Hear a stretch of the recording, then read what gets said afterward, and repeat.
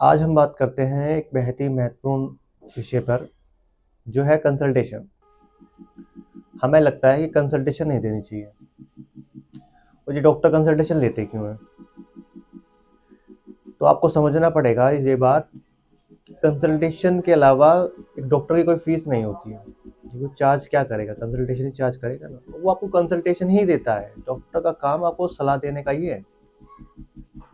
उसके बाद ही डिसाइड होता है कि आपको ट्रीटमेंट क्या चलेगा।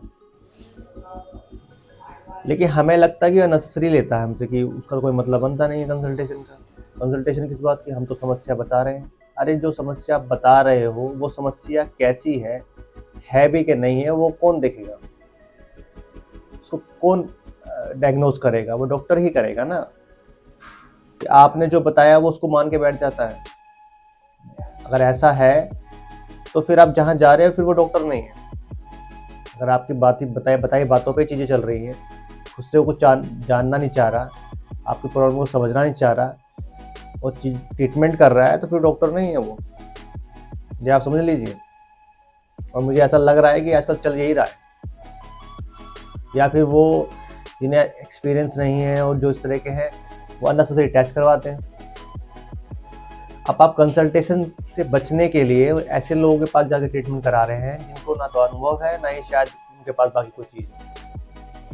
तो उसकी गलती वो डॉक्टर्स तो नहीं भुगतान करेंगे जो शायद काम कर रहे हैं और जिनको डायग्नोज करना होता है आपके इश्यूज़ को, और फिर वो ट्रीटमेंट देते हैं। तो कंसल्टेशन एक महत्वपूर्ण हिस्सा है डॉक्टर के लिए और आपके लिए भी, क्योंकि बिना डायग्नोज किए ट्रीटमेंट नहीं प्लान होते हैं, आपको ट्रीटमेंट नहीं दिया जाता है।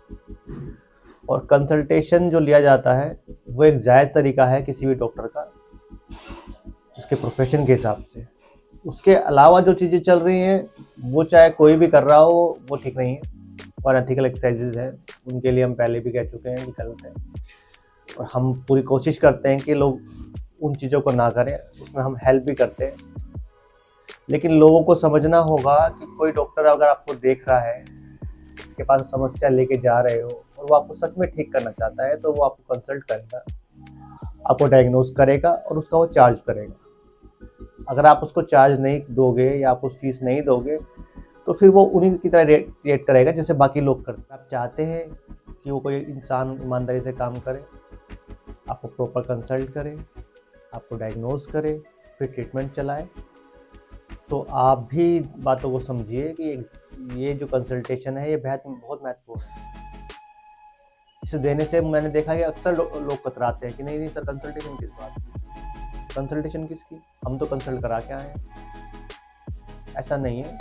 कंसल्टेशन बहुत ही इम्पोर्टेंट पार्ट है हमारे मेडिकल प्रोफेशन का और ये बेहद ज़रूरी है। जो नहीं कर रहे हैं वो भी गलत कर रहे हैं, और जो कंसल्टेशन नहीं दे रहे हैं वो भी उनके साथ गलत कर रहे हैं। तो आप इस महत्वपूर्ण विषय को समझिए। ये आपके लिए बहुत ज़रूरी है, क्योंकि अगर चीज़ें सही से ट्रीट नहीं हो रही है, डायग्नोज ही नहीं हो रही, तो ट्रीटमेंट ही क्या चल रहा होगा।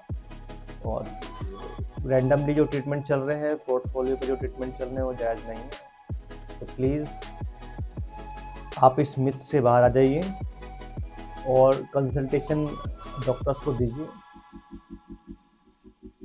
तभी चीज़ें पॉसिबल हो पाएंगी। अदरवाइज़ आप ही सफ़र करेंगे, क्योंकि तरीके और भी हैं। पहले तो आप अच्छे डॉक्टर के पास पहुंच नहीं पा रहे हो, और बाकियों के पास पहुंचोगे तो फिर देख ही रहे हो आप क्या हो रहे हो।